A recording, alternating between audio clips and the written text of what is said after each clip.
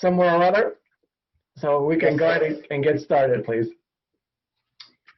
Thank you. I'll start with roll call. Director Weiner? Present. And Director Cepeda? Here. Thank you. Next item is public comment, items not on the agenda. Chair Cepeda, we did not receive any public comment for items on the agenda. All right, perfect. Thank you for that, Ms. Martinez. Next item, please. Next item is minutes. Approve the minutes of the February 8th, 2021 Finance and Administration Committee meeting. I move that we approve. All right, then I'll second. And there's no need for a vote if you guys both do it, so you can consider them approved. Perfect. Thank you, Claire. Like, what did you do now? Phew! There's a vote no on them. I was about to ask them after approving that. All right, next item, please, Ms. Martinez. Thank you. Next item is bond financing presentation. Presentation on steps of issuing bonds to finance capital projects. All right. Well, I'll introduce this item. So good afternoon, Chair Cepeda and Director Weiner. So I'm Justin Lovell, Administrative Services Department Manager. So today I want to introduce Craig Hill. He's with NHA Advisors. He's on the call. I also have Christian Sprunger. He is also with NHA Advisors. I think Craig will be giving the presentation today. And so this is just one of the first of two items related to the finance that we're going to be talking about this afternoon. And so we'll have a brief presentation on essentially a bond issuance on what are the steps needed to issue debt to finance our capital projects. And so then we'll have some time for questions as well after the presentation is over. But if anything comes up while Craig is presenting, feel free to ask questions. We're trying to keep this as as high level as possible for the purposes of today. We know there's going to be several more opportunities over the next several months to discuss with this committee as well as with the board to talk more into detail about what we would actually be going through related to issuing bonds to finance some of our projects. So Craig, I'd like to turn it over to you. I think if you do have the screen, if you're able to share the screen for the presentation, or Christian, if you could do that. If not, I have the presentation and I can share it. Let me see if I can grab it here. You guys seeing it? Yep, we can see it. I can see it. All right. Give me a second just to get all my 3,000 windows organized. All right. Good afternoon. Now that we're officially past 12 o'clock on a Monday morning or Monday afternoon. As Justin said, I'm Craig Hill with NHA Advisors. We've been working with the district for a while to try to formulate your funding strategies for different projects. And we thought that it was appropriate that we, given that you're in the middle of some preliminary rate study work, that we do a quick education or information gathering for what we're calling the bond financing. Just as a quick piece, the district has existing obligations with the state, right? The SRF loans that you're both very familiar with.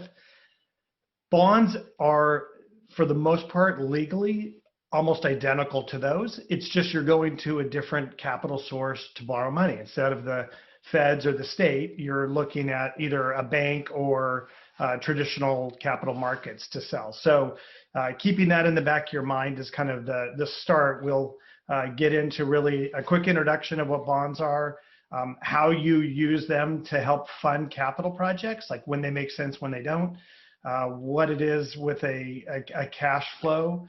Most importantly, from I would say from a board authority perspective, you need to understand what your covenants requirements are. And again, you have those with the SRF loan as well.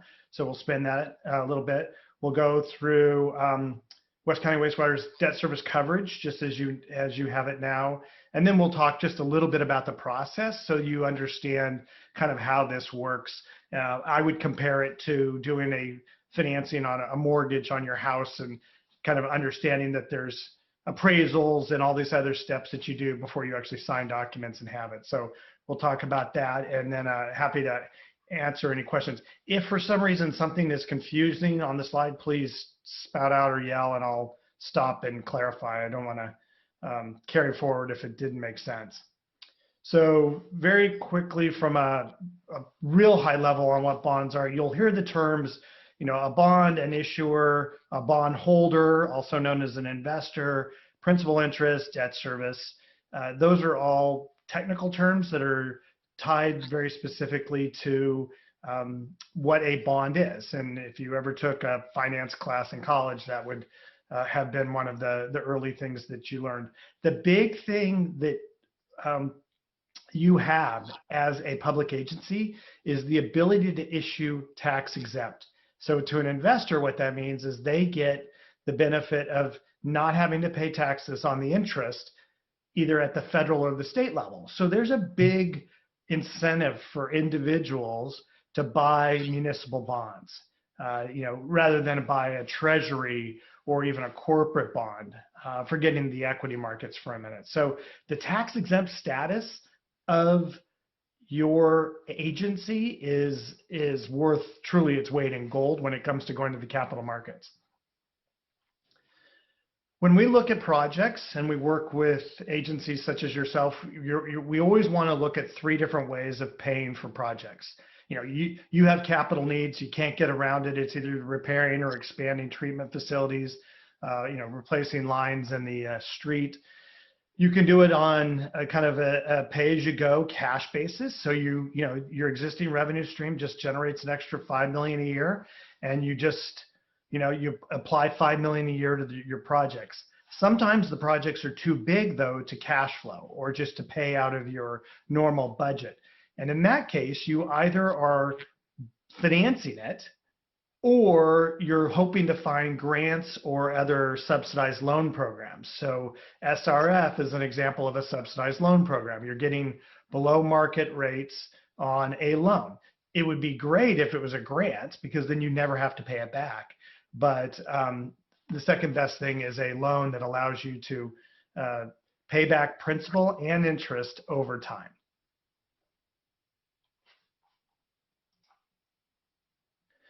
So when we talk about how a bond works, and again, this is very similar to the SRF loan, you really have 2 distinct pieces. When you think about borrowing money and then paying it back, when we pay our mortgage, we just make one payment a month. And a portion of it is principal and a portion of it is interest. In the case of a bond, you actually might have multiple investors that are buying different pieces of the principal. So for somebody, let's just say Justin buys a 20-year bond. That means for 20 years, he's only getting interest payments. And in the 20th year, he's getting his principal back. So the whole time he has made his, he's received an interest payment for, whatever is owed to him, whatever the interest rate times the amount that he has lent them or bought the bond. Somebody might decide just to buy a bank, for instance, or like a Charles Schwab money market fund. They might just buy your 2-year bond or your 3-year bond, in which case they're going to get interest for 2 years and then get paid back, or 3 and get paid back. So think about it as there could be 30 or 50 different loans, if you will, all aggregated up into one bond issue. And that's when we think about it as a bond sale. We're actually thinking about finding as many investors as we can, or bondholders, to buy different segments, because you don't want to pay this all off in one day. You want to pay this off over 20 years or 30 years, depending on what the project is. So I want to drop down a little bit just to the technical aspects. And again, you have this thing called a rate covenant existing today for your SRF loans. So when the state and the district basically put together those agreements that said, we will give you X dollars to build this specific project, they set up some parameters. Their only security for getting repaid is to make sure that you maintain rates from your customers sufficient to pay your operations and then your debt service or your loan repayments. So when we talk about a rate covenant or debt service coverage, what we're really, think about it as you have your gross revenues, and then you have your operating expenses. And your operating expenses are truly what it takes to keep your business open and delivering wastewater services or sewer services. And so we have what's called a net revenue, which is your gross revenues minus your operating. This does not include things like depreciation, does not include things like debt service. It doesn't even include things like additional capital projects. Because what we're trying to do is figure out, in a worst case scenario, how much does it cost you to operate each year? That's the critical thing. If I'm an investor in your agency, I want to make sure that you stay in business so that you can at least collect the revenues from your customers.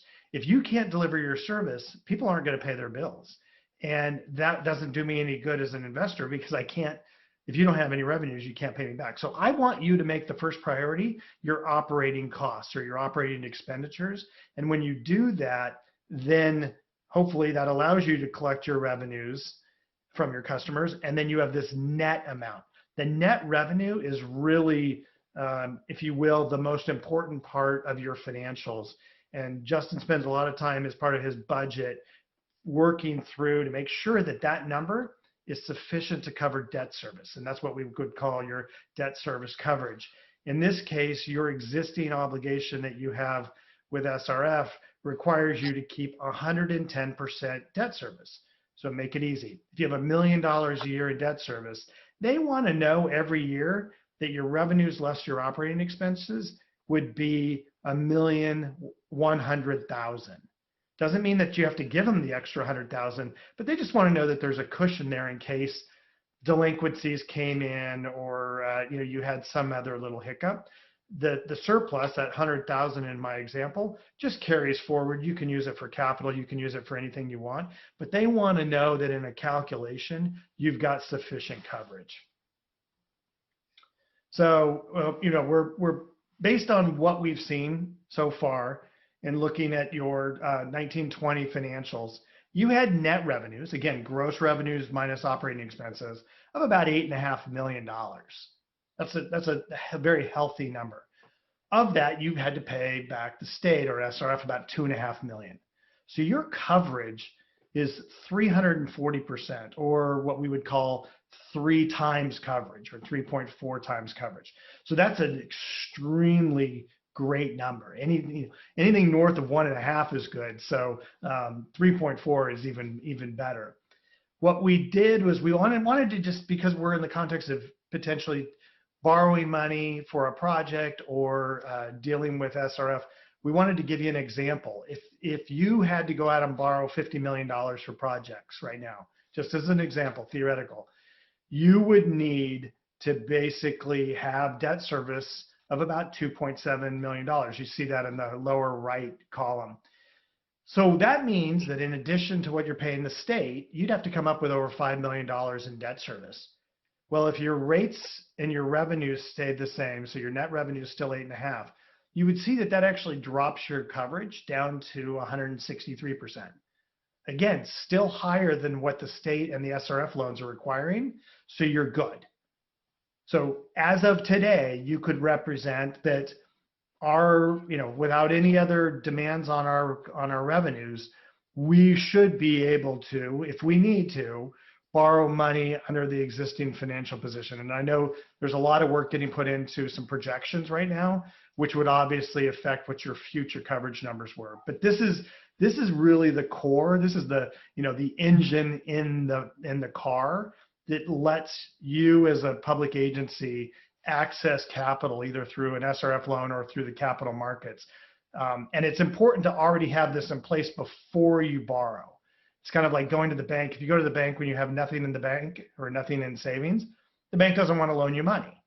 If you have something in the bank and you go ask them if I can get a loan, they're more likely to loan you money. So this is the same thing for you with the coverage numbers. Quickly, in terms of the process that you would ever go through with any kind of a financing, is the most critical part is developing that financing plan. And in your case, because of you being a special district, it requires you also to make sure that your rate plan work, your user rates are going to be sufficient for the foreseeable future.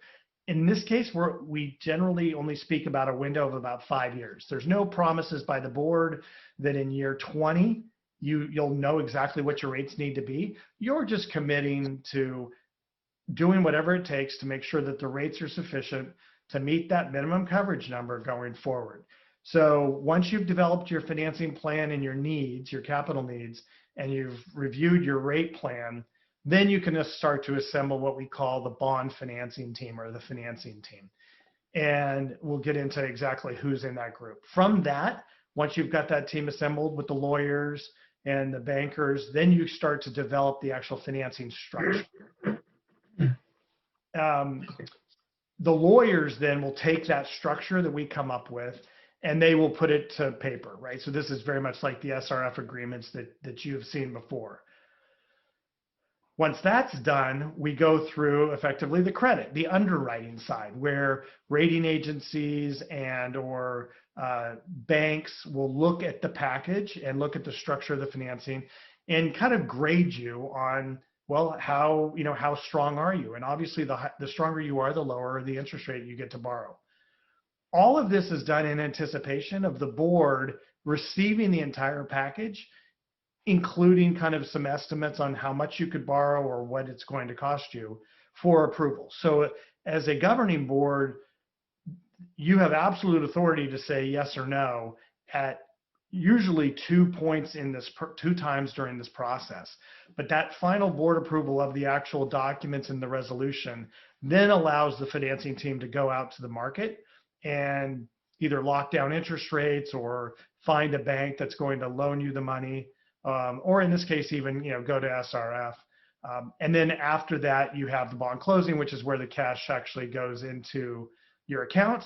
And now you have this contract or this commitment to basically finance or pay back the bondholder over the scheduled future payments. So when I mentioned the financing team, it really has a couple of key players. You are the issuer.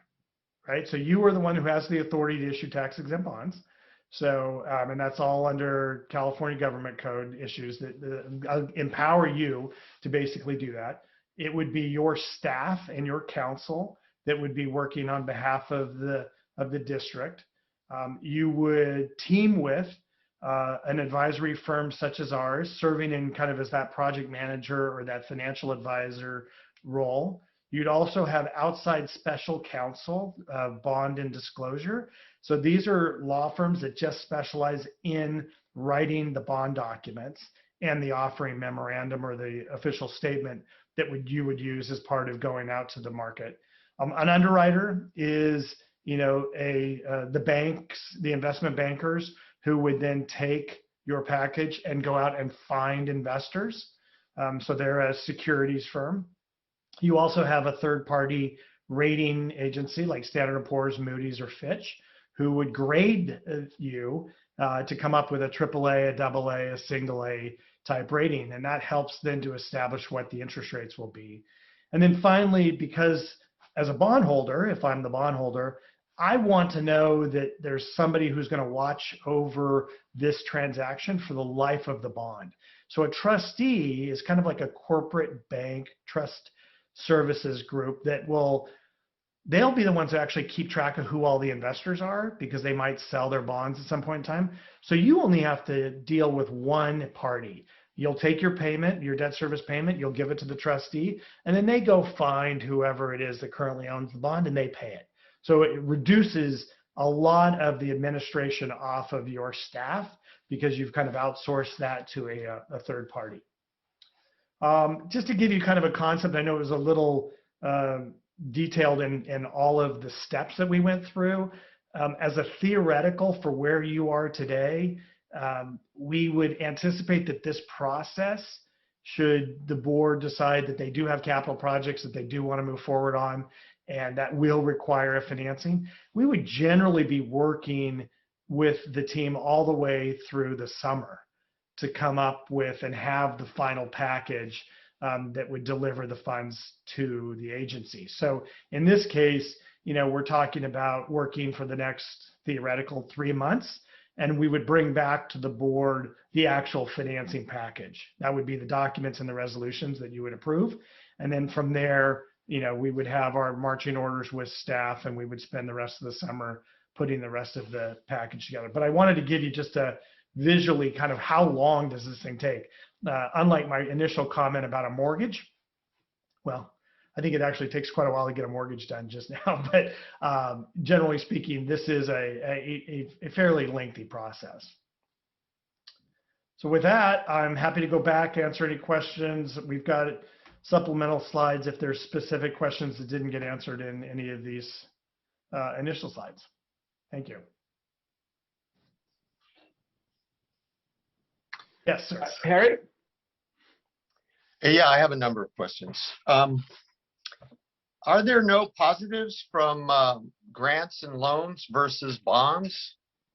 You gave your little chart there, simplistic chart, only talked about the disadvantages and not the advantages of grants and loans. Is this the chart you're talking about right here? The very first, I think it's the very first chart because it's my very first question. It's a little three-parter. Yeah, right. So, no, absolutely right. I mean, we weren't really, this was not intended to be advantages, disadvantages, as much as, so for grants, so what we always like to say is we get asked a lot by public agencies, hey, we have a project that we can't afford. The analogy that we use is if somebody gives you a loan, you still have to repay it, even if it's at 0%, right? So ideally, you get projects funded with grants all day long because grants obviously have no obligation. They might have strings attached for what you do, but they don't require a repayment. So, number one funding source is grants. Are you eligible for any given the type of projects that you're doing? So we encourage that to be the first priority. When it comes to loans, and we've worked with a lot of agencies over the last 30 years on everything from iBank to SRF to USDA, through some of the more regional programs, versus going out to a local bank versus going out to the capital markets through a bond issue. We're agnostic to all of those because it's all a function of what's the interest rate and what are the repayment terms. Another example is we can get a lot of times very aggressive interest rates. Pick a number, 1%. So they'll loan you 1%, but you have to pay it back in 5 years. Well, if you borrow $1 million to pay it back in 5 years, that's $200,000 a year. Personally, that would be really tough to pay, but I would love to take that $1 million and pay it back over 30 years. Can I still get it at 1%? And they would say, well, no, that's not my offer. My offer is if you pay it back in 5 years, I'll give it to you. So what we will typically do is identify, given the type of the project, what all of your options are. So it's almost like a binary yes, no to each of these different options. And then that's kind of what comes back as you're eligible for this, you're not eligible for that. This doesn't make sense financially. In cases where we're working with special districts that are doing major infrastructure, water tanks or even treatment facilities that have 30 to 50-year useful lives, as you all know, I'm sure in having this conversation with your board, you've got this generational equity issue. Should we have our ratepayers today pay $10 million to put that tank in when we know that ratepayers 30 years from now should be, paying for a portion of it? And again, there's no right or wrong answer, but it's just from a policy perspective, some of the kinds of questions that you want to ask. So that was probably a long answer to a short question on which are the options that you have and which ones are the kind of the priority or the more advantageous. May I add just one thing to that, which is you have a lot more control when you issue bonds than when you're applying for grants and SRF loans. And so that's something really to think about, because you aren't always guaranteed of a grant or a loan from the state, versus with bonds, there's a lot more certainty that you'll be able to borrow those funds on the market. And so a lot of times that's a real consideration, because, for example, currently on the SRF, we're on the intended use list, but we're getting strung out. And so we don't have a lot of certainty about when we're going to be able to get the funds on the next tranche potentially, versus, if you close a bond deal, you get the money right away. So there's something significant to be said for the predictability of those funds. Well, that leads me to another question. Well, I have many more questions, but my question, based on what you said, Claire, I keep hearing from the organizations that we belong to, the CSDA and the CASA, that because the Dems are in charge, there's going to be infrastructure spending. And recently, the special districts were specifically included in federal infrastructure spending. And so it all sounds very positive that we might be getting money from the Fed for infrastructure. Do we have any way of knowing, not knowing, but including that chance in our plans? I think I'll jump in on that one, Director Wiener. So the challenges with pending legislation is we just don't know what is going to be approved and how it will filter down to us, because essentially most of the federal dollars that are going to come to us are going to be kind of passed through state, and then the state would be responsible for administrating. There are EPA and there are different other programs, and there's a limited dollar amount. So because there are federal loan programs like called the WIFIA from the EPA, but they have very specific criteria about trying to maintain the balance of the size of the project and geographically where they distribute money. So until we have those nuances and we know specifically what the legislation entails and how it would be distributed, I say is very challenging for us to bank that, to say guarantee that we're going to be getting some of those funds. And so we really need to be looking at what's our plan A, and if those funds come in, potentially we have another source of financing for some of our projects in the future. But right now we really need to say, what can we do on our own until there's something else that's more certain. So could we pay down bonds? In other words, if magically we got a $50 million hit from the Fed somehow, could we instantaneously pay off a $50 million bond, because the servicing of that debt would be more advantageous? Yeah, that's actually a great question. So we did a very similar thing in Santa Cruz years ago after the earthquake. And there was all of the infrastructure was pretty decimated there.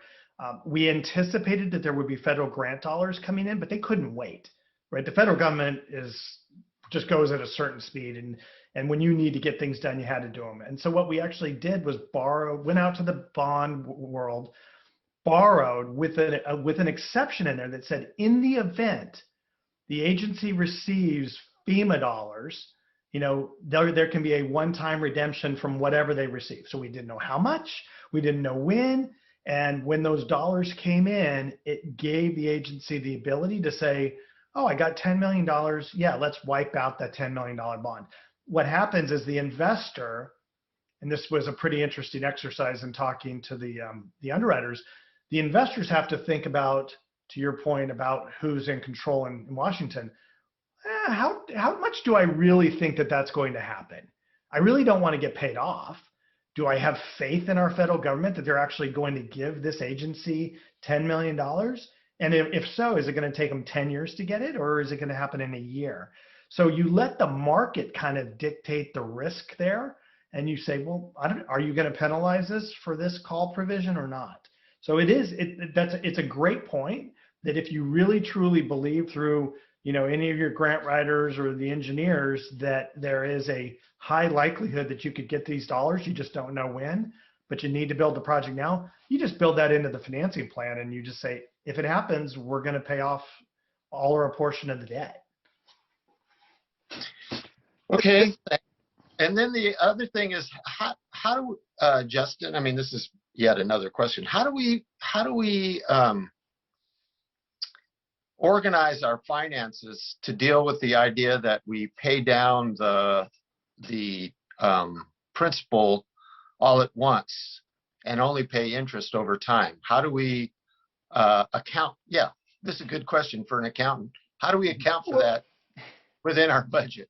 Yeah, so we do have if we're going to issue bonds, there is a set debt payment schedule that goes along with it. So that is a known amount of principal and interest on whether, twice a year or once a year payment that we're gonna have to make. So it's actually fairly easy to budget for those payments because once the bond is issued or that debt is issued, we know how much we're gonna have to pay exactly every year. So it's, well, the investors may get paid off on different timelines, what Craig was mentioning. Us as an agency that has received that's paying back the debt, we have a set repayment schedule, and so we know exactly how much we owe every year. So do we give that to the trustees, or do we hold on to it in an account and earn interest on it? We would be giving that to the trustee bank. So that organization, we would be paying our debt service payment would go there on that schedule. So we wouldn't be holding on to any additional funds. We would pay what we owe at the time that we owe it.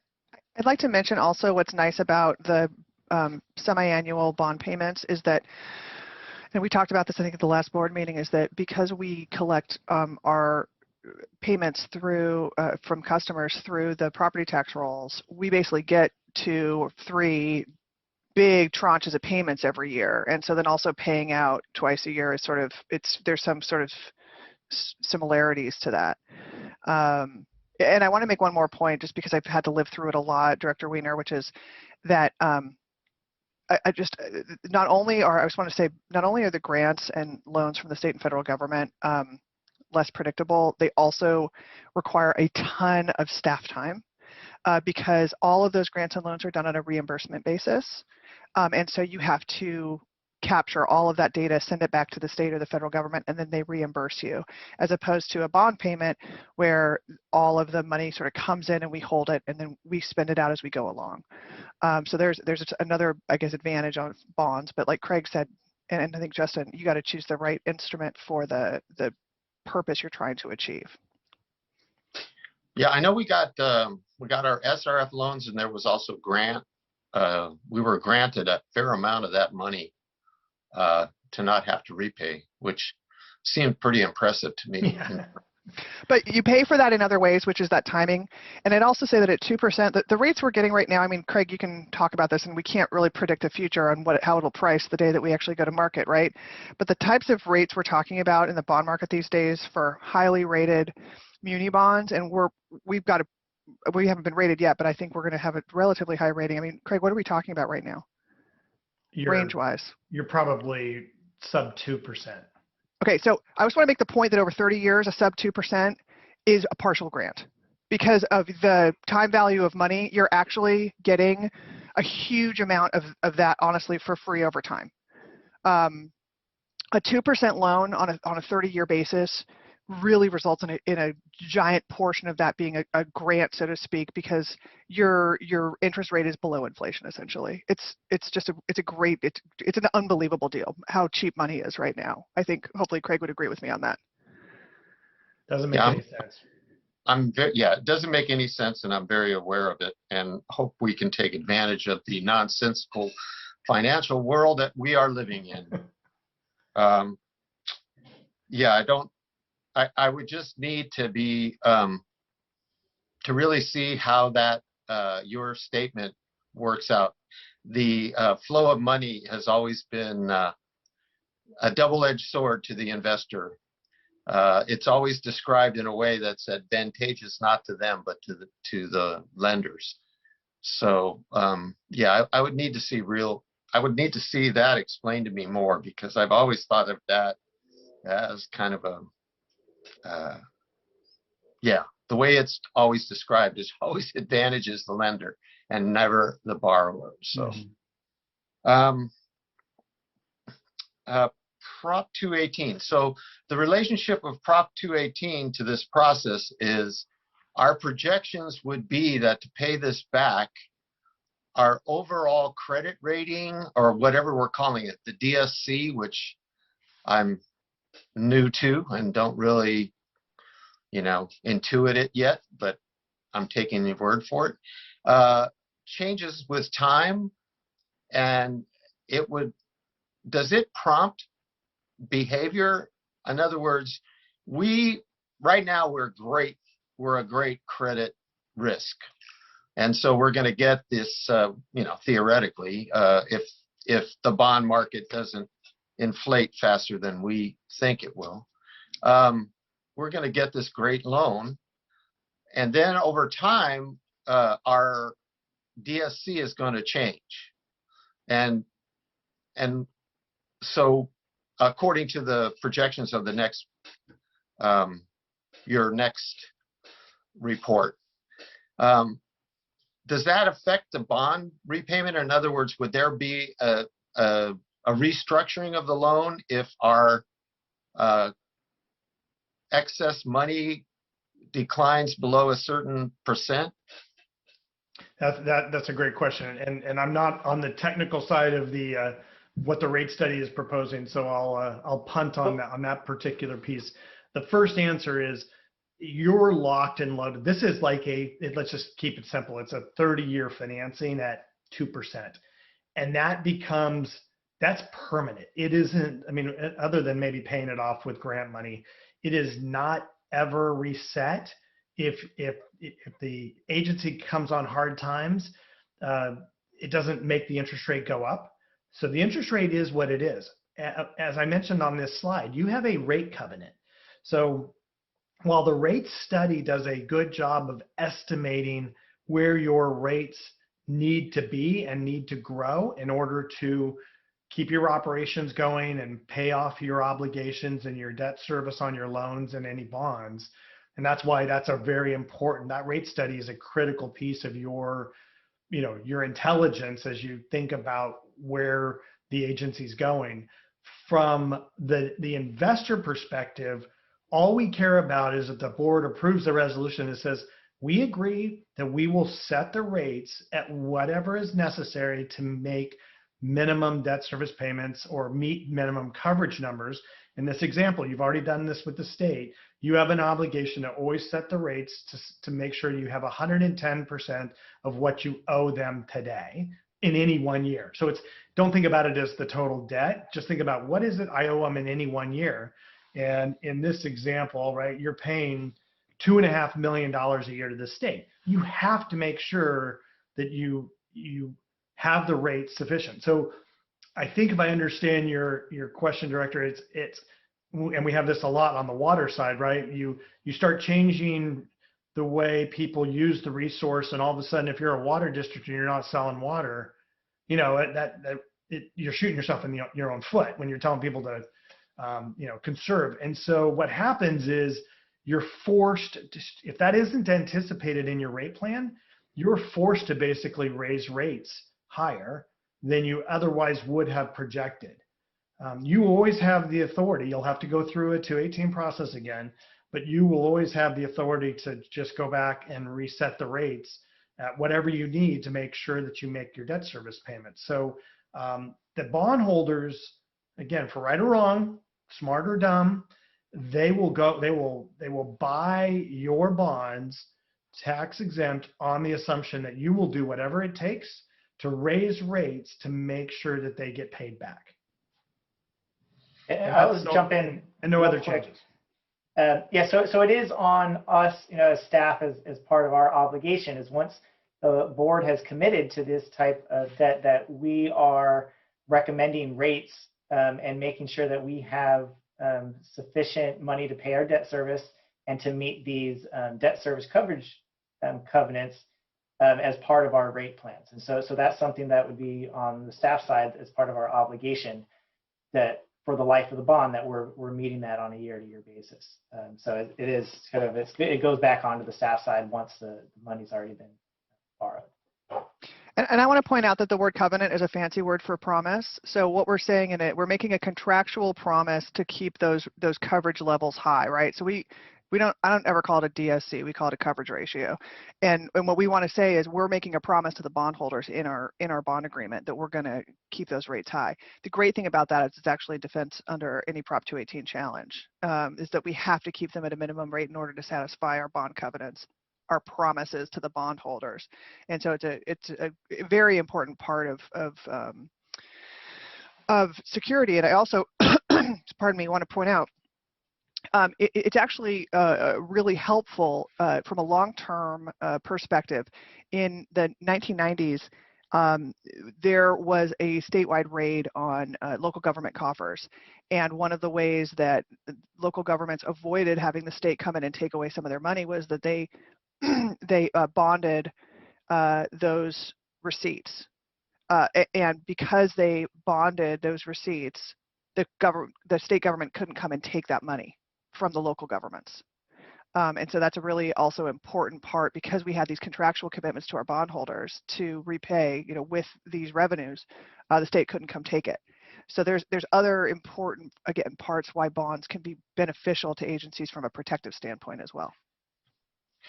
Thank you. I have one final comment on this report and our next report.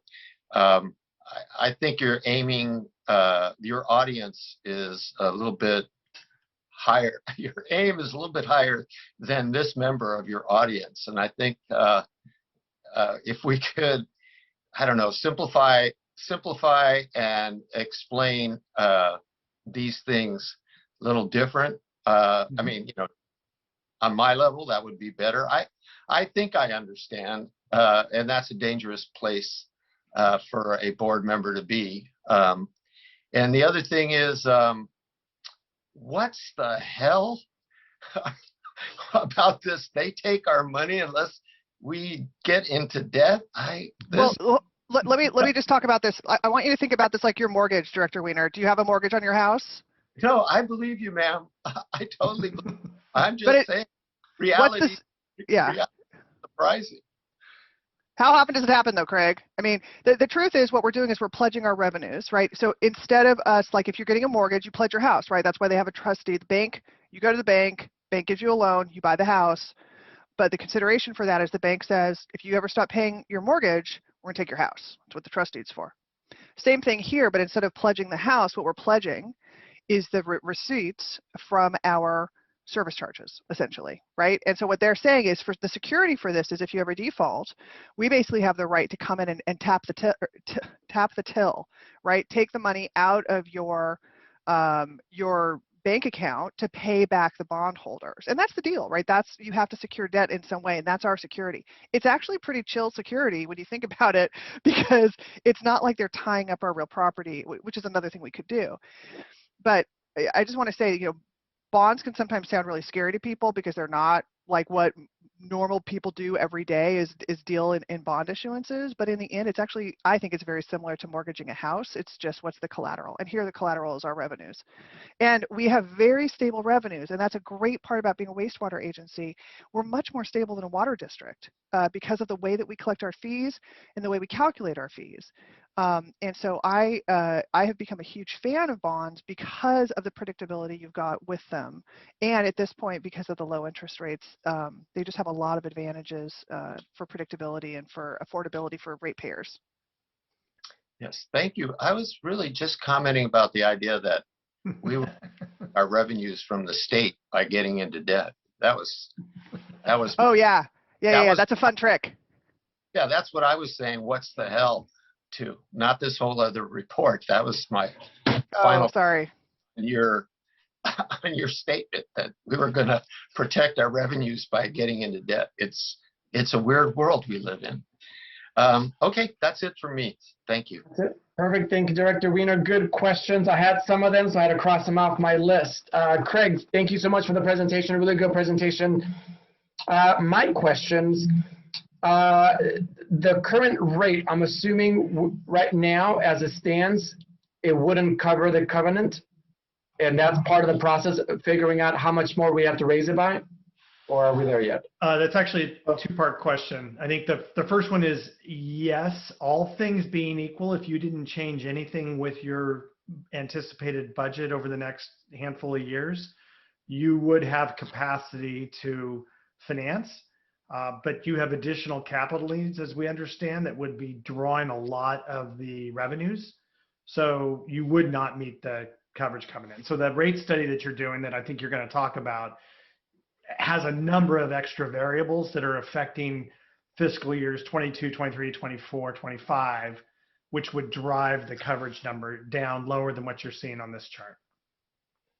Perfect. So that'll be later on then, right? Yes, we'll talk actually quite a bit about that in the next presentation, about how those variables and how that'll impact our rates.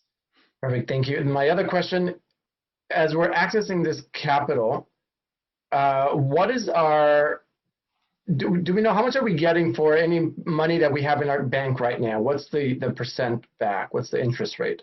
It's very low. I'll say it's about 0.4%. Last month is about what we were getting. It's because most of our money that's earning any interest is on U.S. Treasuries, and those keep going down. We're using principally our state. It's a local agency investment fund run from the state controller's office called LAIF. That's where most of our interest, our money is earning interest, and it just continues to decline. It's very, very low right now. I was hoping it was higher so we can put more money in the bond and make some more money on the other side of the interest. But I guess would probably be better off of borrowing more money at this point, just based on what the interest rates are. But there's some more calculations we'd have to look into. Perfect. When we go out to sell these bonds, are we able to kind of say who can buy our bond? Can we put parameters around it so that it's someone that's environmentally and socially conscious, for example, or is it just whoever wants to buy it? That's actually a really good question and very timely. This has been a conversation we've been having more and more over the last couple of years. So there are ESG or environmentally kind of focused investors who will gravitate towards projects like this if there is a conservation component to it or an energy efficient component to it.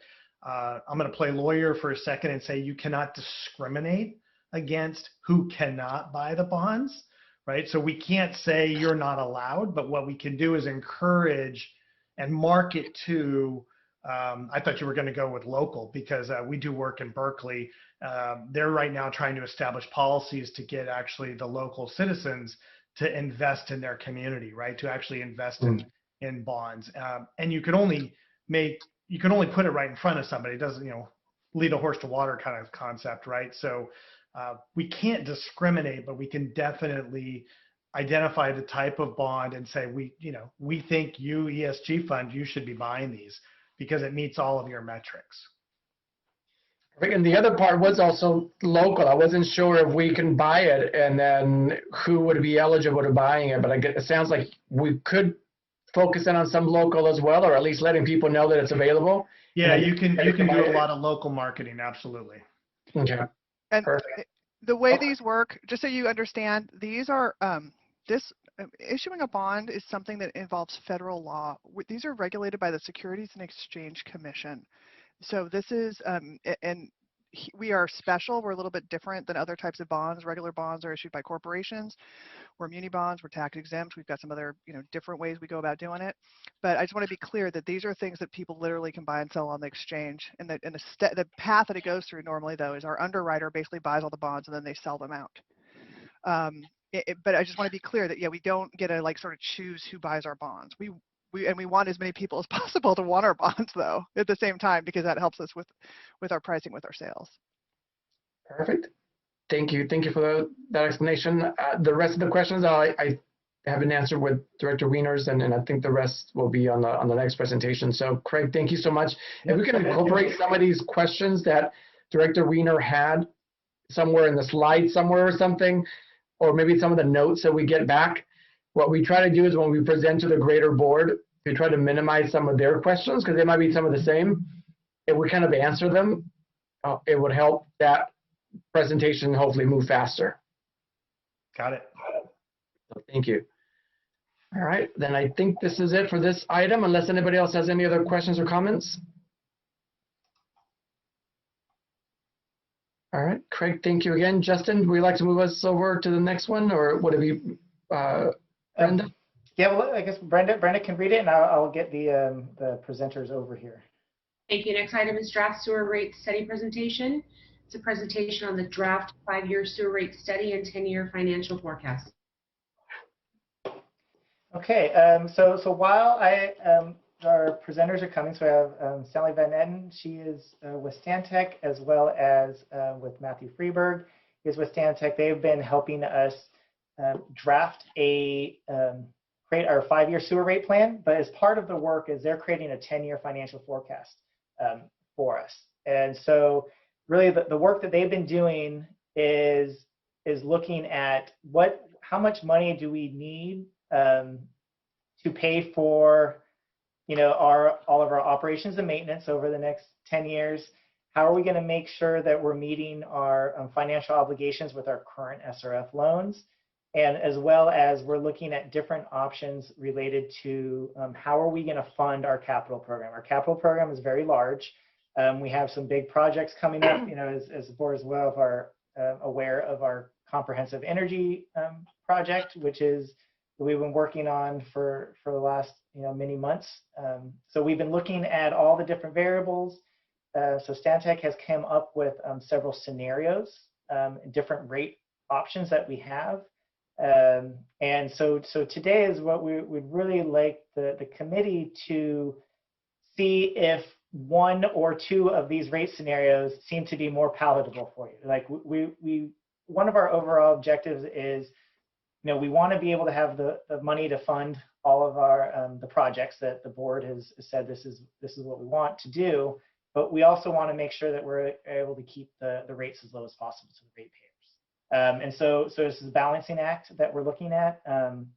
We think we've taken into consideration of all of our cash needs over the next several years. We've had several meetings internally with the different department heads, and we're looking at our capital program. And so just at the scenarios, once they get to it, there's quite a bit of information involved. It's at the end of the presentation, it would be helpful from the staff perspective as we're moving forward on this process, is if there is one or two of the scenarios that seem to be the better option for you. So with that being said, I will pass it over to, I believe Matt, you will be giving the presentation, or Sally. So they'll be guiding us through on our rate study and where we're at today.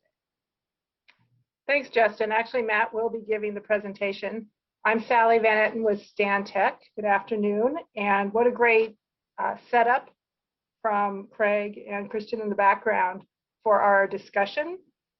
Just wanted to reiterate a few things that I heard Claire say in response to Director Wiener's questions, which it is a good time to take out loans because of the low interest rates and lack of money that can be accumulated on interest right now. I totally agree with Claire about the control piece of things. You'll recall that our specific contract is for a revenue sufficiency analysis. We're trying to make sure that the district stays financially sound and sustainable. Director Wiener, just in response to one other comment you made about, I understood it as if we take up too much debt, does that sort of decrease the district's ability later on or somehow impact it negatively?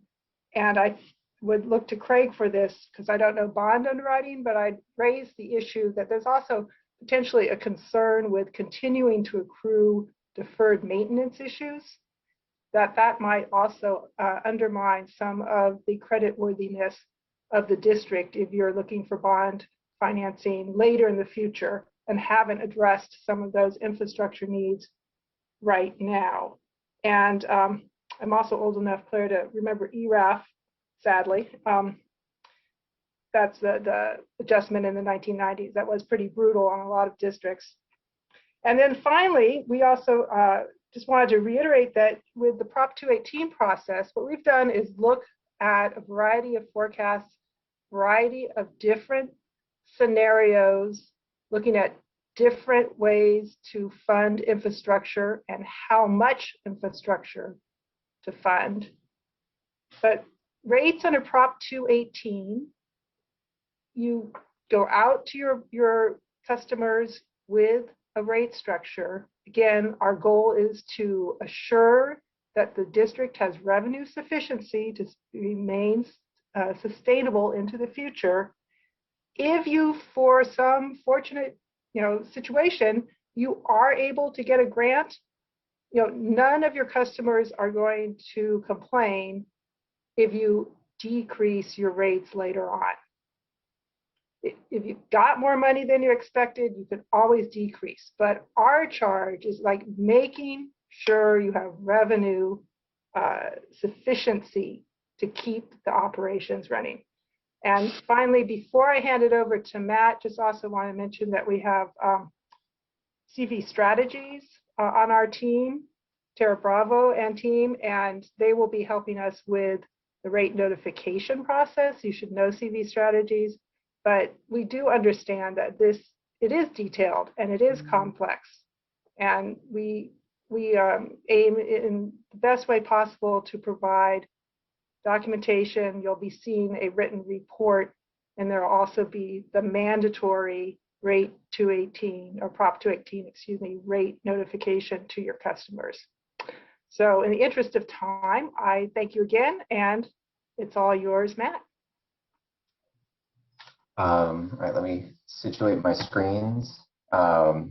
Thanks everybody for the great introduction. And Craig, I think that we need to have you do a whole debt service coverage introduction before all of our presentations, because that was perfect. You answered a lot of questions that we normally get in a far more eloquent way than I could. I'm gonna stop sharing my my video because I live in a rural environment. We only have like 1990s Wi-Fi, so I can't share my screen and a video at the same time without causing audio issues. So please speak up if my audio acts up. Yeah, as Sally and Justin said, Stantec has been working with staff to develop the 2021 revenue sufficiency analysis and rate study. And just to provide you with a brief agenda, we're going to talk a little bit about the background of this rate study, what's driving it, and what we're hoping to achieve. Justin already touched on what we're trying to achieve a little bit. I'm going to provide a really brief overview of our financial modeling approach and our methodology that we use in this study. We'll touch on some of the key assumptions that are in the model that really are guiding some of the rate scenarios that we're providing. We have 5 different rate scenarios that we'll walk through. If at any point you have questions, please let me know, and we can also always go back and walk through each of these different scenarios. And then lastly, we'll stop on a rate survey so you can see where your existing rates are compared to some of your neighbors in Contra Costa County. And then we'll close with some next steps. So a little bit of background, your last rate study was completed in 2015. That rate study resulted in a series of 11% rate increases, which are substantial. Those rate increases were implemented between 2016 and 2020. And with those rate increases, staff's been able to implement a larger number of capital investment projects. However, working with staff, we recognize that there's still a significant need for additional capital investment above and beyond what's already been committed so far. There's also ongoing deferred maintenance, which has resulted in some significant operational challenges that are resulting in real costs today. So with this rate study, with all that in mind, we're looking to provide sufficient revenue that's going to allow staff to implement the capital investment needs, while we're also meeting all of your debt service coverage requirements and other reserve targets that the district has established. we're going to be balancing all of this while we're trying to maintain the lowest possible rates for ratepayers as well. So you'll see that in the different scenarios that we've evaluated. A little bit about our financial planning process. We have, sorry, lost my notes there for a second. Our financial planning process starts with collecting relevant financial information. So we're bringing in first historical financial information. We're looking at your trial balances, your CAFRs, your historic budgets and revenues, and your forecasted budgets and revenues as well. We're looking at your customers, and so the number of customers you have, your future projected customers, as well as demand forecast for customers that have a volumetric component with their rates. We're looking at your historic capital investment. And when we're looking at that, we're looking at your capital plan and your capital plan execution, as well as operating plans. We're looking at policy considerations. So in addition to the debt service coverage requirements that you have for existing covenants, we're also looking at your operating reserves, capital reserves, and other reserves you might be holding on to. And then we're also considering different capital financing strategies that Craig talked about earlier. So your cash, your debt, your loan, grants, other capital financing instruments. And then we take all this information and we load this into our financial analysis and management system model. We call it FAMS. It's a model that's been created by Stantec. And this model is a financial planning and decision support tool that Stantec has used with over 300 communities across the country. And we start with a 10-year diagnostic view of the financial sustainability. Given all the financial inputs, we take a 10-year look. And we forecast your future budgets, we forecast your future revenues, and we evaluate what your revenue requirements are, given all the planned expenditures. Once we know what these future expenditures are, we start identifying different funding alternatives for all the different capital investment strategies. And then we evaluate these projected trade-offs. So you can see this panel that we have on the computer here. That's our FAMS panel.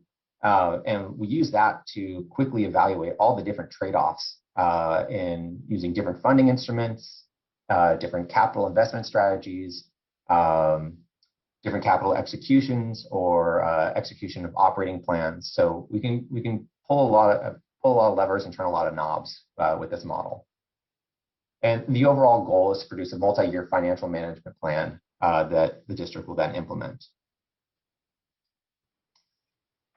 So some of the key assumptions that we're considering here in the model. Right now, we're taking a fairly conservative assumption with the number of accounts.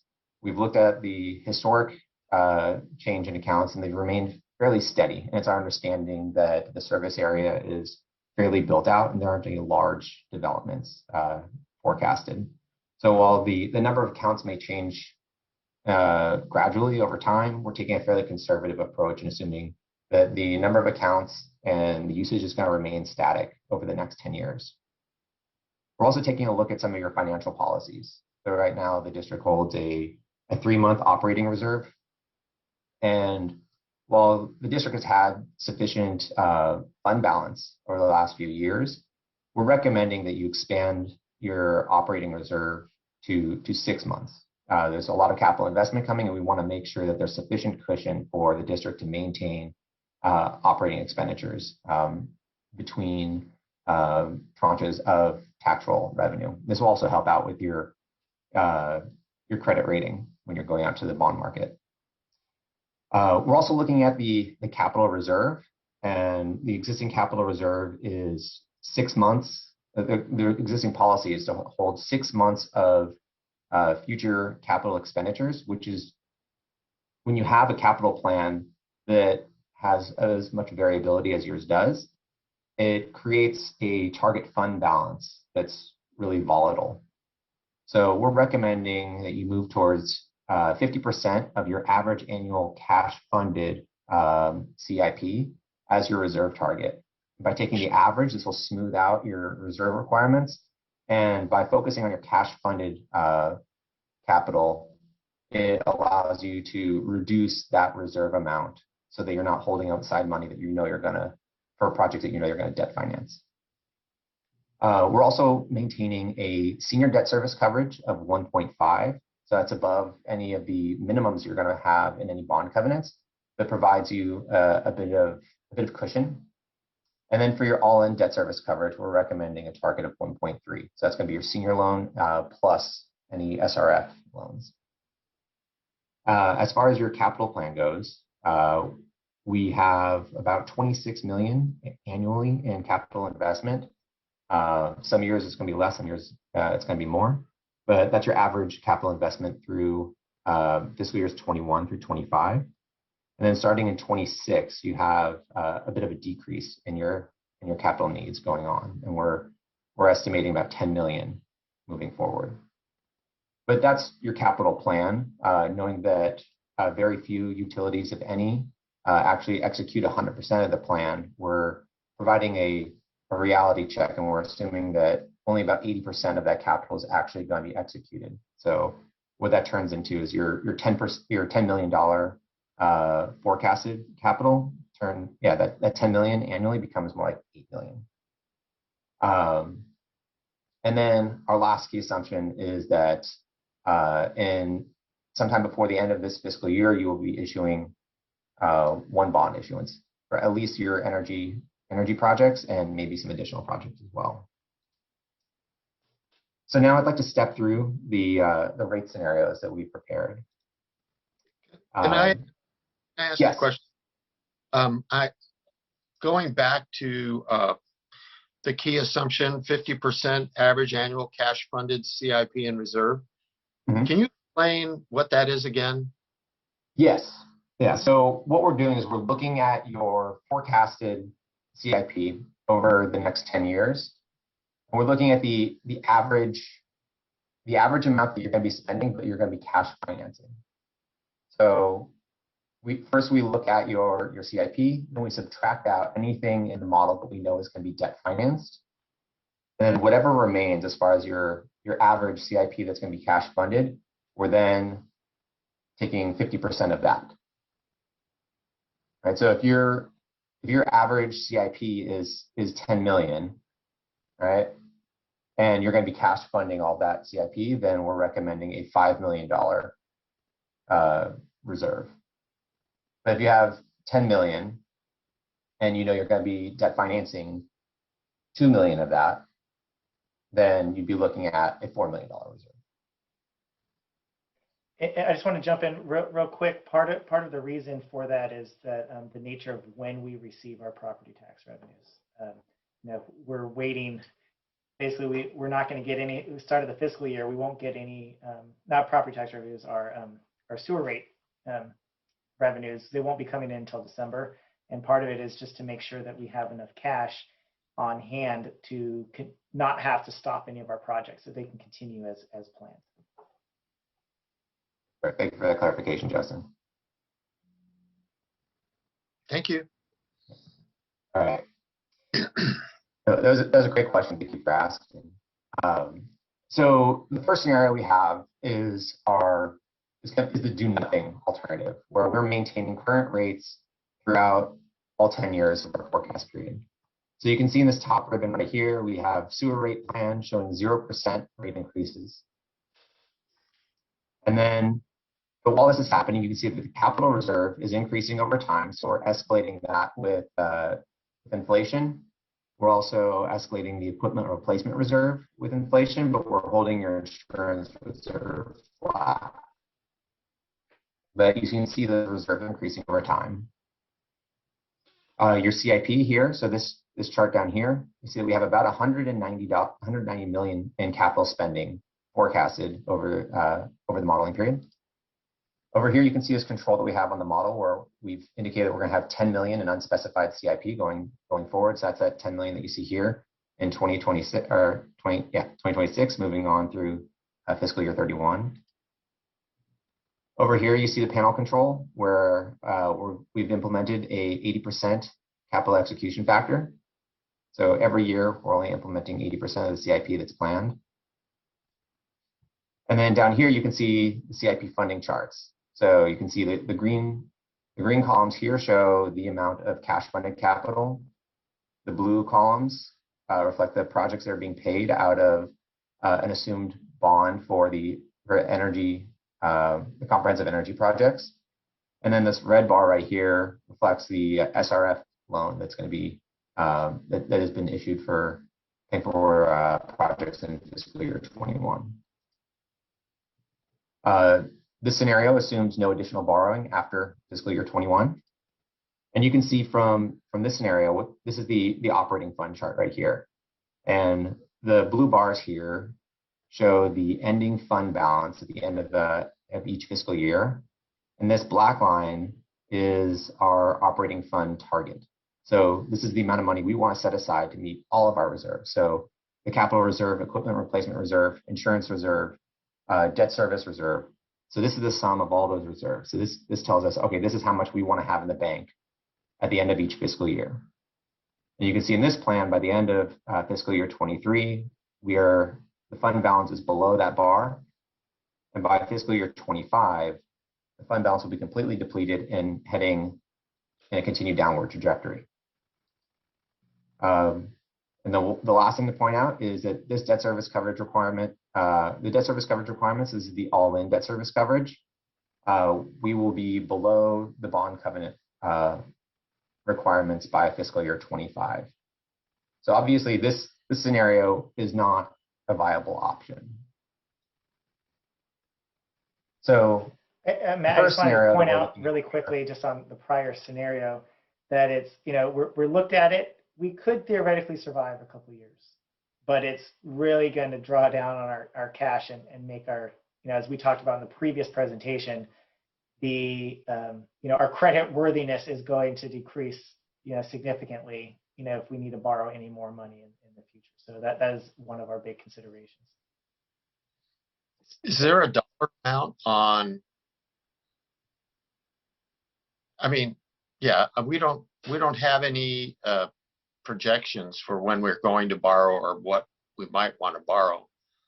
But is there a dollar amount associated with these variables? In other words, if you're at 1.24, you can't borrow more than X on the market or anything like that? I don't know, Matt, if you could model is doing right now is so that is one way of approaching it. What we're doing in this model instead is we're calculating the debt service coverage that results from any capital investment, operational plan, and borrowing assumptions put in the model. So we could think about it from like, what's your borrowing ceiling? But what we're doing in this model is we're looking at different borrowing scenarios, and we're figuring out what rates are required to meet those borrowing terms. So what you'll see in each of the scenarios is you'll see this debt service coverage change year by year based on the borrowing assumptions that we put in the model, and as well the rate plan that we're recommending.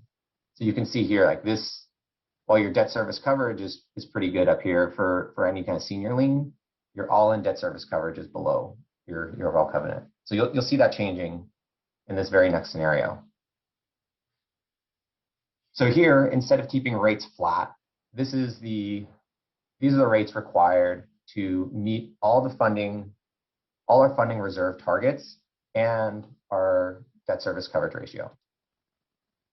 So in this scenario, we're looking at larger rate increases. These rate increases are in excess of your historic rate increases of 11%, but they're still fairly high. So we're looking at 3 years of 8% rate increases between fiscal years 22 and 24, 1 year of 7% rate increases, followed by inflationary rate increases starting in fiscal year 26. You can see we're still maintaining an assumption in this scenario is $70 million in borrowing for the comprehensive energy project.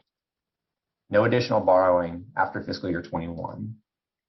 But you see that we are now meeting the target fund balance in all fiscal years, and your debt service coverage requirements are met in all fiscal years.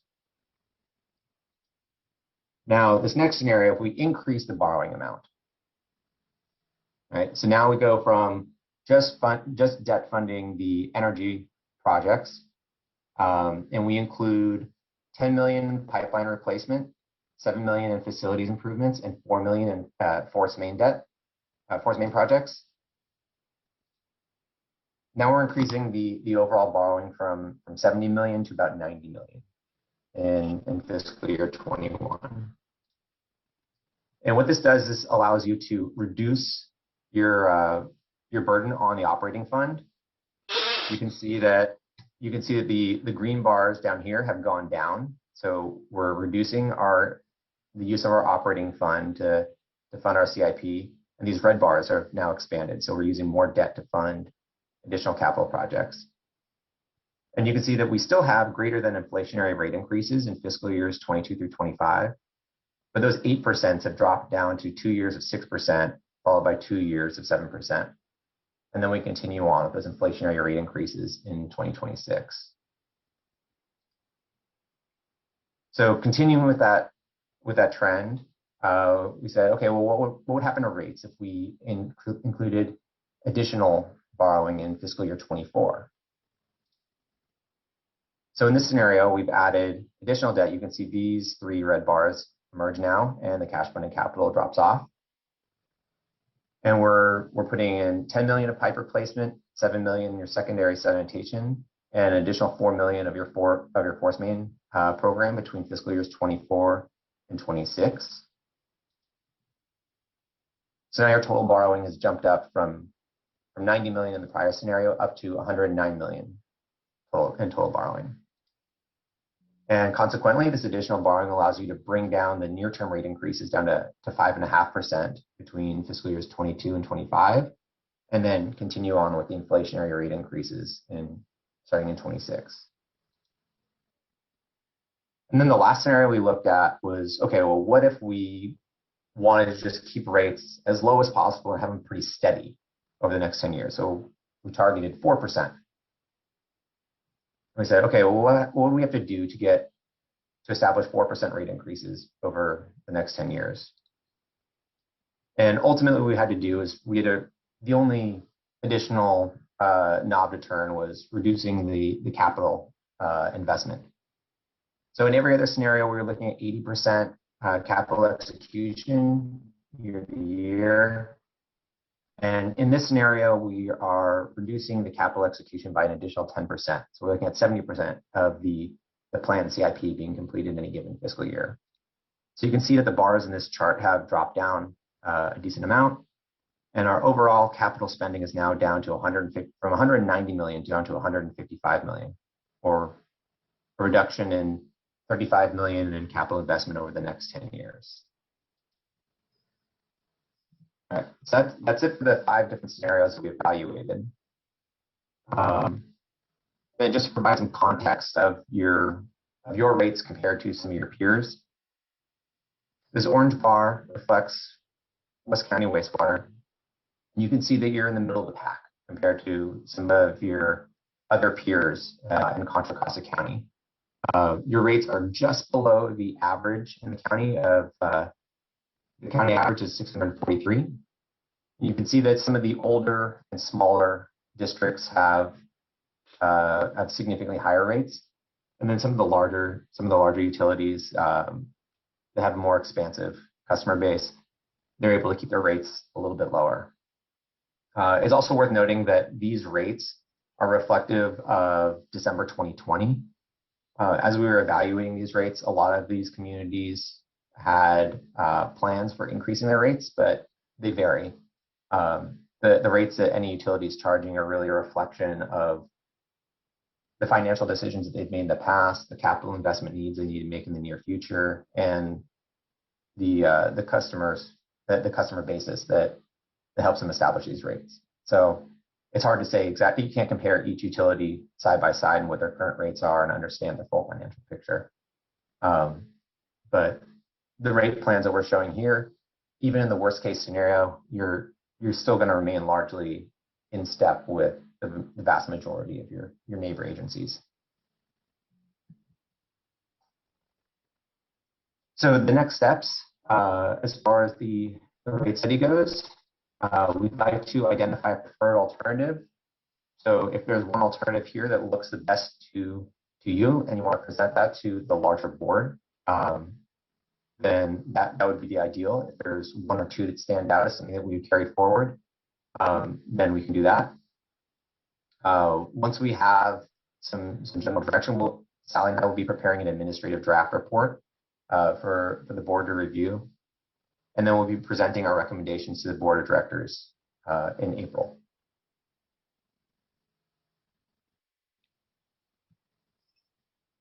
And that is my presentation. So I'll open the floor for questions.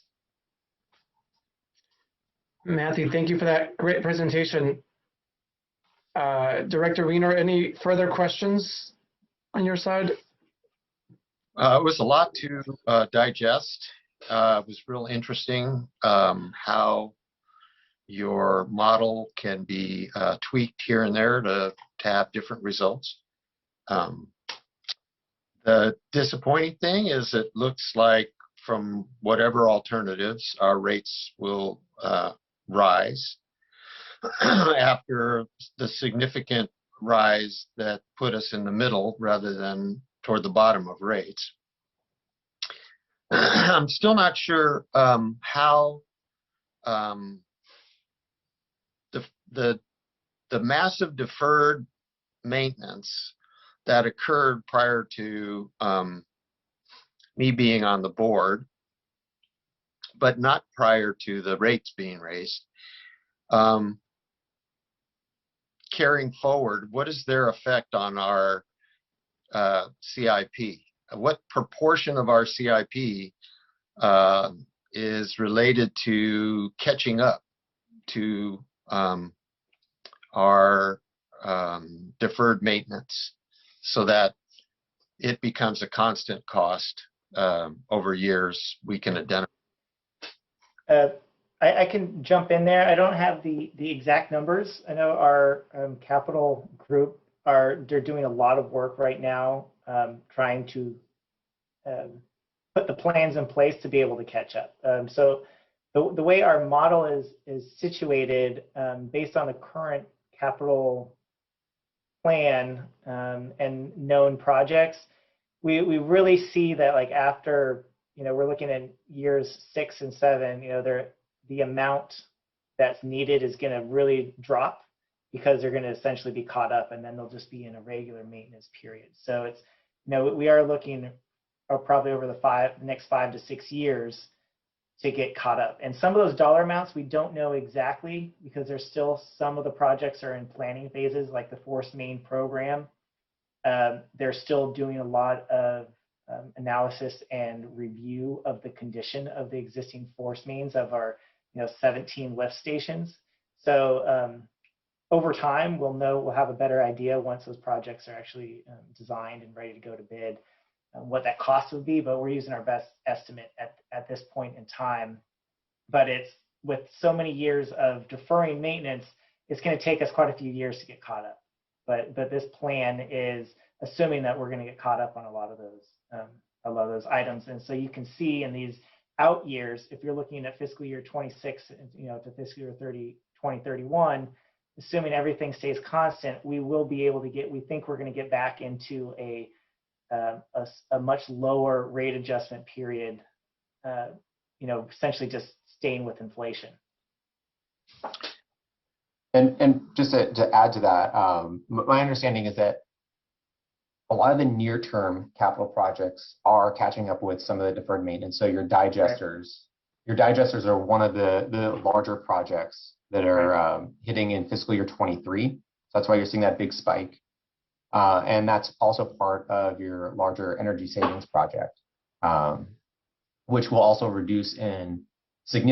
result in significant decreases in operating expenses. So that's a huge benefit of some of those upfront capital expenses.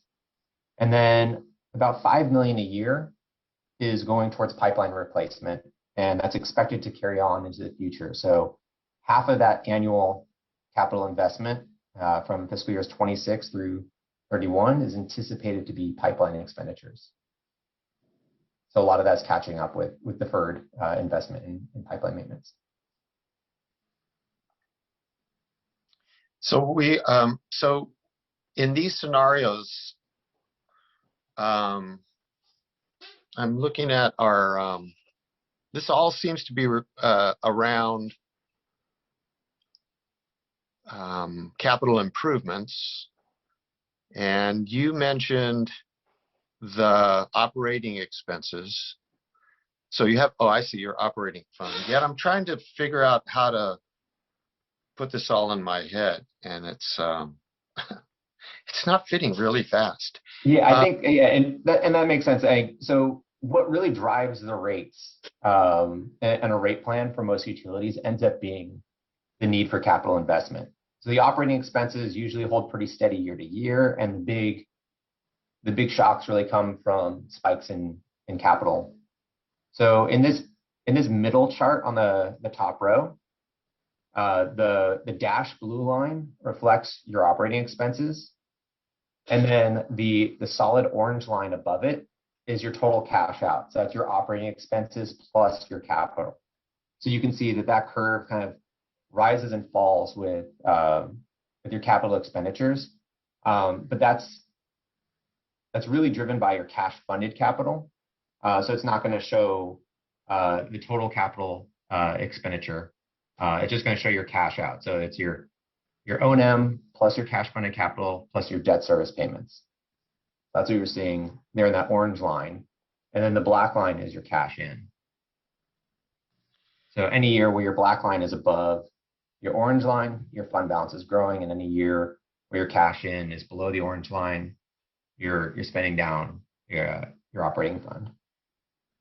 So there are, yeah, okay. So there are some years where the black line comes close to the orange line. It's just not the line, not the one chart where we don't change our rates. Yeah, the chart where you don't change your rates. Yeah, the cash out is going to exceed your cash in pretty much every year, and the lines are diverging. Yes, that was very worrisome to look at. Let's see.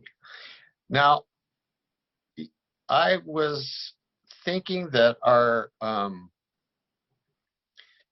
NG project, we have many names for it. The only one came to mind was NG, but I'm sure we have better project names for that. My thought was that we were going to save a lot of money by implementing that, in addition to actually having a working plan. So was I too optimistic regarding how much benefit our ratepayers would get from the NG projects? I can jump into that one. We are going to receive a benefit. So the current model for that project, which we're calling in this model, is a comprehensive energy project. That would be that's the NG work. We are anticipating a significant O&M savings on an annual basis once the project is complete. We do have an annual increase in expenses, as you may recall.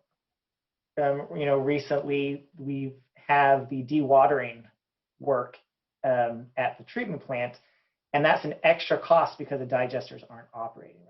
So that's almost an extra $2 million a year that we need to pay. That wasn't planned a year ago or a year and a half ago that we put into this model. But once the energy savings project is done, we have new digesters on board.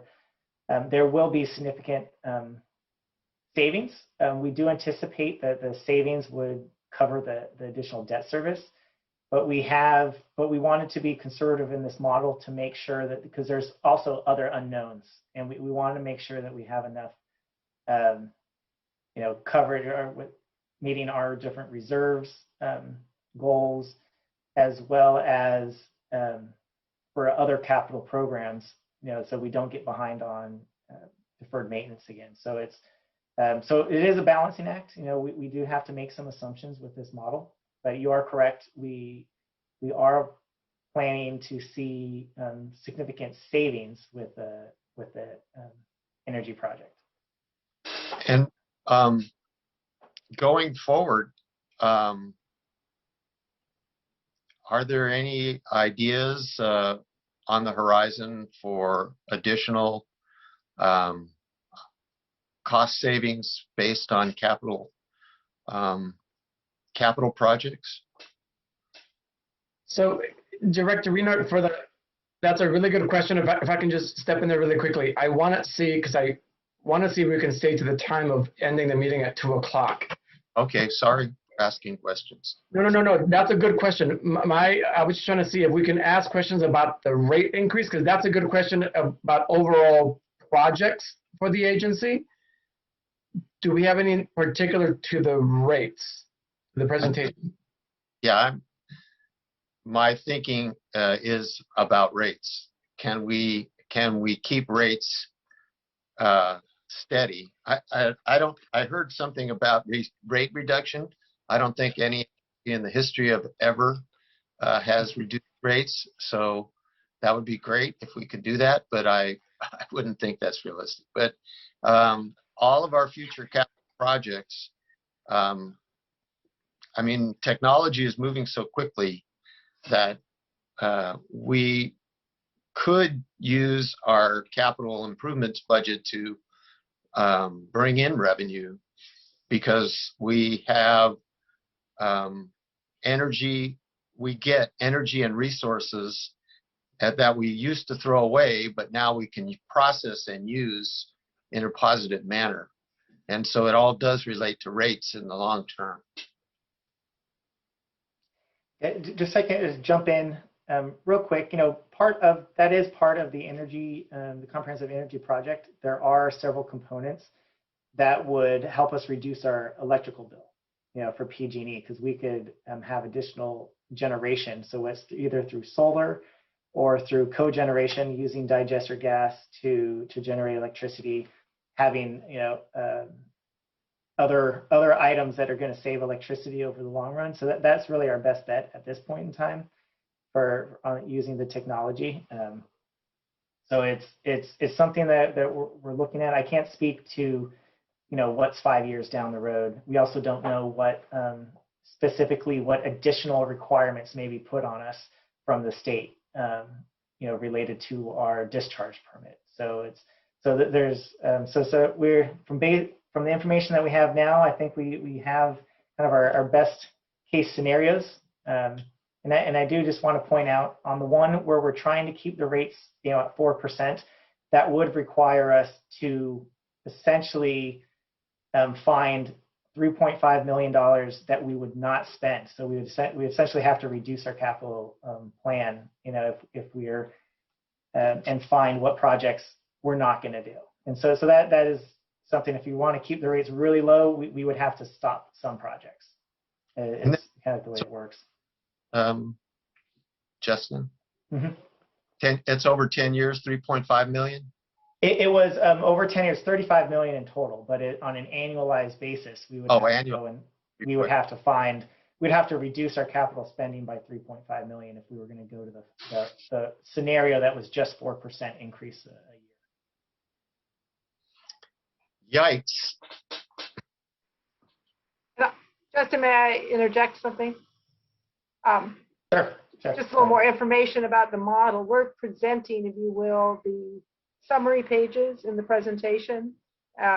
There is the level of detail of each and every item that was considered as a capital improvement project in an underlying spreadsheet. There's also an assumption after, I believe it's fiscal year 2026, the 2 million reduction that's associated with the energy project, should it come in. That is a conservative assumption, but for the reasons that Justin mentioned. But just so you know, when you're looking at these sheets, that those assumptions are already embedded in the spreadsheets. It's not like, oh, we didn't include that projected cost savings. It is in there. It's just not perhaps very evident from the page you have right in front of you. And also the district is acquired access to the model going forward, and we'll be doing a training session with them. And one of the great benefits of getting the model set up is that you can look pretty quickly at a variety of different scenarios. So that's why we're able to present as many as we did today. In fact, we could have done more, but we're presenting a sort of hopefully digestible array of some of the things we seriously considered.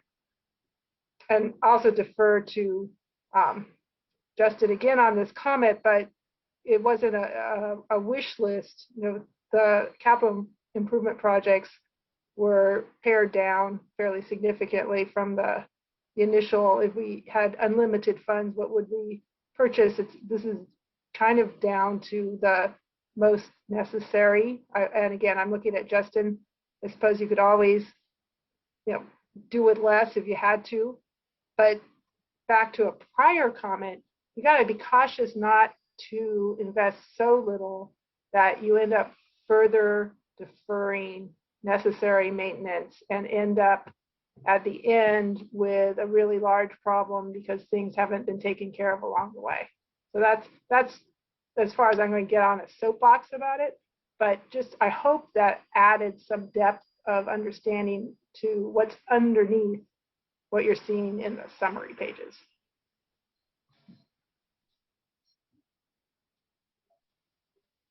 Thank you, Sally. Director Wiener, any other questions? No, thank you. All right, thank you. Good questions. I wrote. You keep asking questions that I was about to ask as well, so thank you for that. Let's see here. Kind of piggybacking off a little bit on what Director Wiener said. Can we model something out? And this is just trying to think of how do we sell this rate increase to the taxpayers, right? How do we tell them, here's where we are and here's why we are here? Are we able to model something back that says, if we wouldn't have deferred this work for ever, our rates today would have been, and I'm looking just at this chart here, $639. That's where we are today because we have not been maintaining it.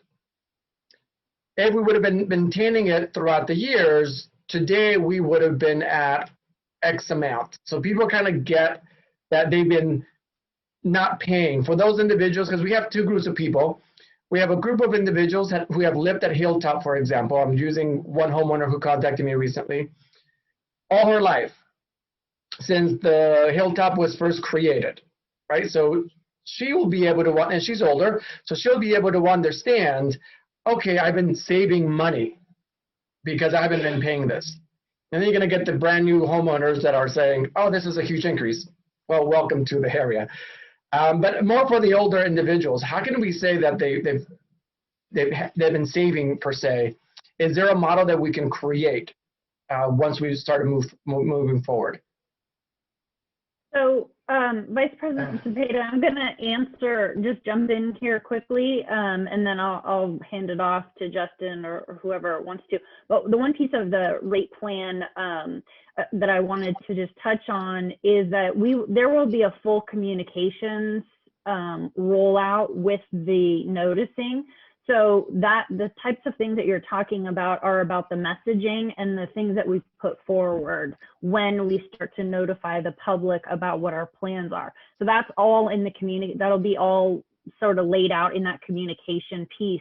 And then certainly we can look at perhaps what's appropriate to include in that piece of information about the rates and telling that story. So I just wanted to emphasize that, and Sally talked about that at the beginning of the presentation, and that's where CV Strategies is partnering, and they'll be able to help put those pieces of information together in a way that articulates why the district is headed in this direction. So perfect. Thank you, Lisa. Thank you for that. Then we can, Sally, unless you have anything to add, we can just wait on that answer for later too, if that's part of the communication. I mean, the thing I would add is our model and our modeling work is a very forward-looking model, so that trying to go back in time and figure out what was done when, and sort of that would be a pretty extensive add-on to our scope to do a sort of that backwards look. I think perhaps what might be more fruitful is providing and looking at the specific CIP projects that are included, that one of those underlying pages, and maybe a better communication and understanding of sort of what is left. We mentioned some of the issues with the digesters that are really causing additional issues in terms of increased operating costs at this point. I think you can narrow down and look at, well, I feel like we have, honestly, with Justin's guidance, but my point is it's not a real sort of fat-filled CIP at this point. But there is a concern, especially in this era of increased costs. It is a significant decrease in what you have been paying in terms of the 11% increase, thankfully, and I don't think that would be palatable to your customers going forward.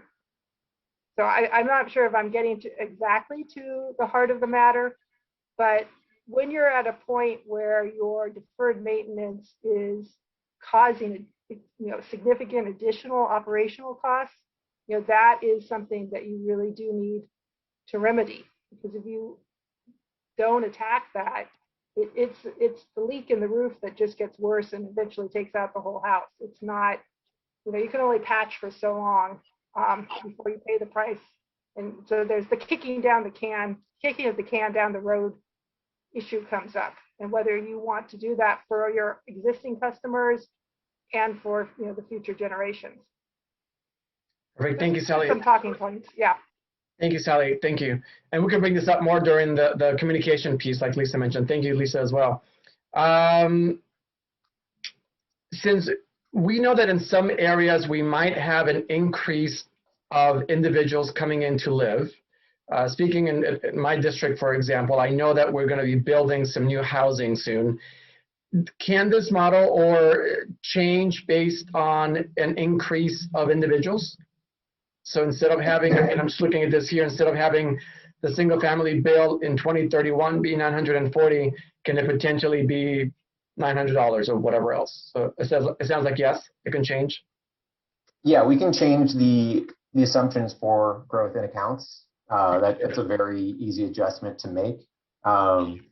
It really depends on how many new customers are coming online, and the percent increase in the overall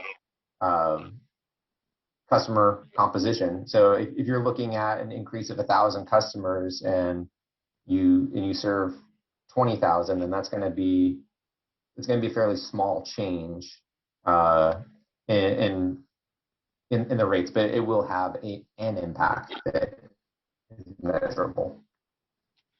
Right, thank you. And we can tell you what that would be. Thank you for that. And Director Weiner kind of alluded to it as well.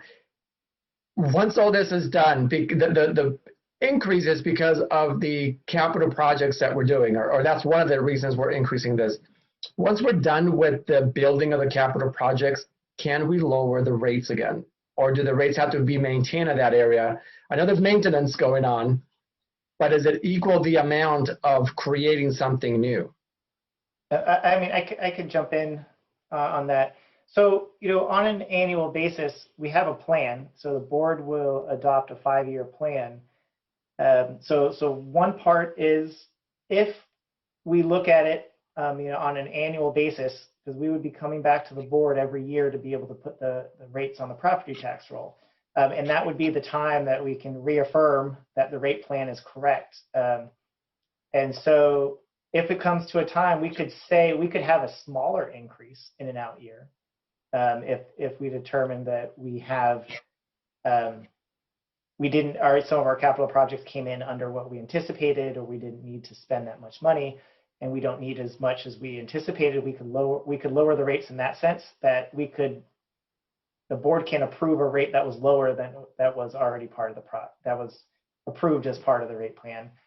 They could lower the rates, but I think it would take a lot of, we would have to see that we're caught up and that we have way more money than we would need to actually make the rate lower, so somebody's bill would come in lower, the next year. versus an increase. So there's a lot of variables, and it's something that we would have to look at on a year-to-year basis, whether that would be feasible, and come back to the board with that. Perfect. I think the rest of my questions might be more in terms of the communication, but I'll hold those until we get to that portion of this process. So thank you all very much for your time and for your presentation there. Justin, anything else to add? Harry Weiner or Director Weiner, any other questions? Yeah. I'm going through these. They wanted, we were asked to see if we could come up with some different scenarios. Choose our favorite scenarios to reduce from 5 down to 3, maybe. So my comment would be, I choose the less front-loaded scenarios. I would prefer that, since we've just gone through 11% per annum, but 6% seems, I'm looking at one of the scenarios that's 6% up front. 550 seems reasonable given our needs based on the projections of this. And the other thing I would like the district to consider is the actual economy of our area. I mean, right now we are experiencing a huge downturn in the overall economy, not just here in the Bay Area, but everywhere. And even though we are a fortunate agency that will not be feeling the direct effects of this immediately, or maybe even in the long term, our taxpayers are feeling it. And I don't know how we would, I think we would need to have projections of the economic activity, which are made by many agencies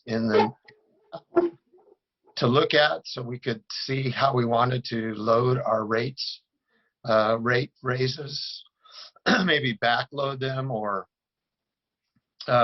decide to start hitting them with higher rates in the 5-year range, or you know what I mean? And it just would make a decision.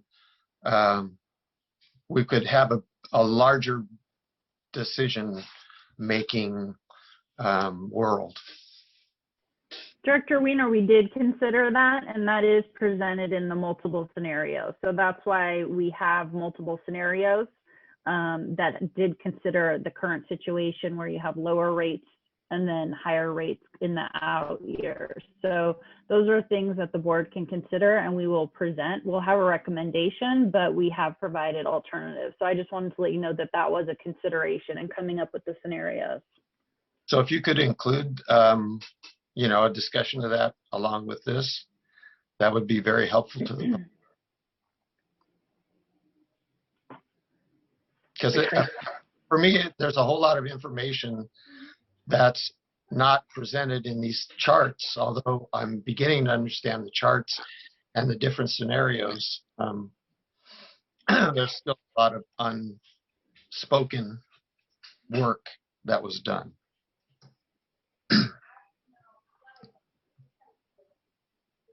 I can assure you that, of course, the documentation report that goes along with the rate study and model will have, dare I say, excruciating detail.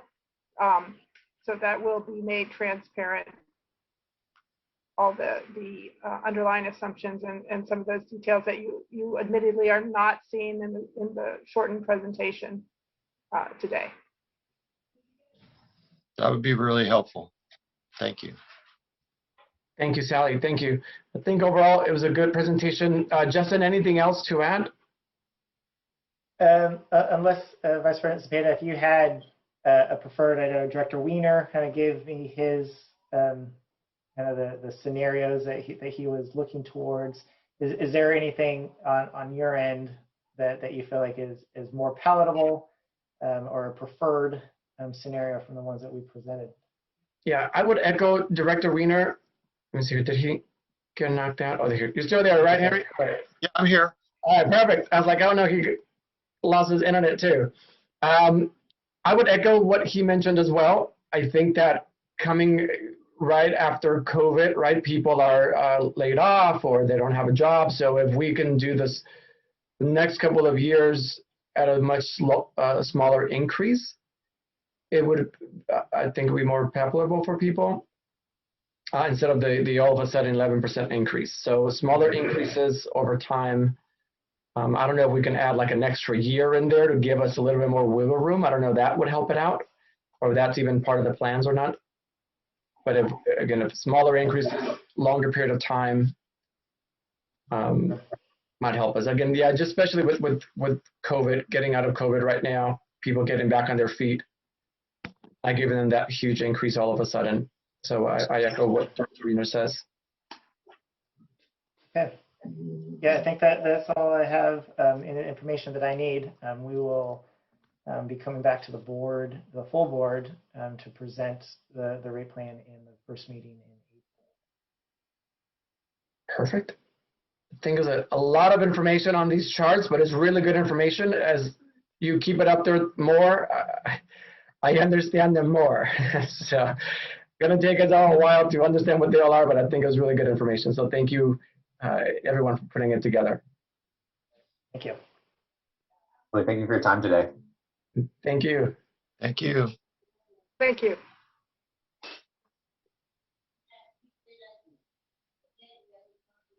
All right, Madam Clerk, I believe we move on to the next item.